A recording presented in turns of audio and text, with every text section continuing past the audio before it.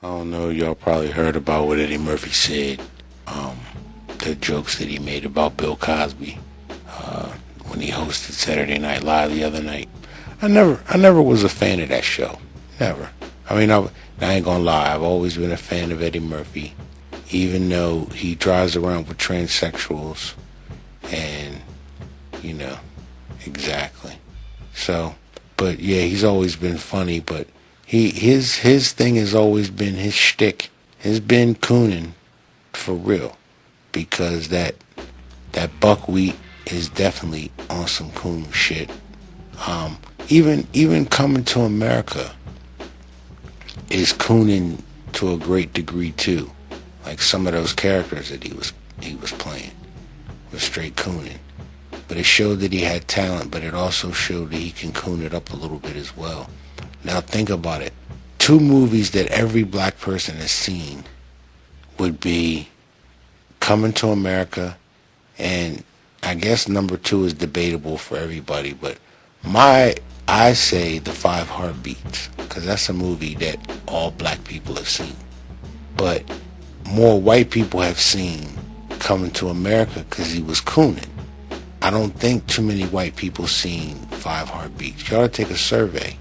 I don't think, because it don't have no coon shit in it. It's a black movie about family and music, not cooning at all. So I'm thinking that, not too many white people seen it. But anyway, getting back to this, Bill Cosby did a lot for black people. Well, first and foremost, remember when Vanessa had that Halloween party? I remember that was the first time. See, I'm going through puberty when all this is being taped in front of a live studio audience and shit like that.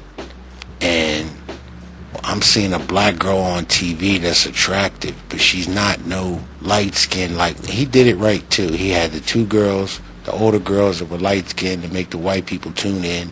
You're gonna have everybody had a crush on Lisa Bonet, and then you got Vanessa, who's a traditional, young black female who was pretty. So I had a crush on her, and then she had that African, that's the African ensemble there that she's wearing. But anyway, so he did that, and then I think that the moment that he's known the most for is this right here. For real. I always, they don't show his reruns no more because of the shit he got into. But whenever it would be on, I would see it. I would always watch that one part. I actually got that episode on DVD. I found in my grandma's house, man. I found the first two Cosby Show seasons tucked away somewhere. But anyway, back to this. Eddie Murphy's a coon, man. And Bill Cosby also showed us how to treat our daughters and have respect and love for our daughters. He brought us Fat Albert, you know what I'm saying? Like, I'm still influenced by Fat Albert to this day. Straight up. But yeah, I didn't like what Eddie Murphy did. He did a lot of... Eddie Murphy really didn't bring black people anything, really. And a lot of his comedy routine wouldn't be acceptable nowadays because of, all this LGBT stuff. He came out and said a lot of things about gays and stuff. And, they often say that if there's something that you're making fun of or so dead set against, that it's what you are. And, we all know the story back, 20 years ago, back in 99, he was riding around with that transvestite.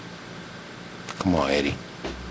And also, we should have known Eddie Murphy was funny back in the day when he did Raw and he did Delirious. Those two outfits he had on, this nigga had on a leather suit, man. I'm like 10, 11 years old.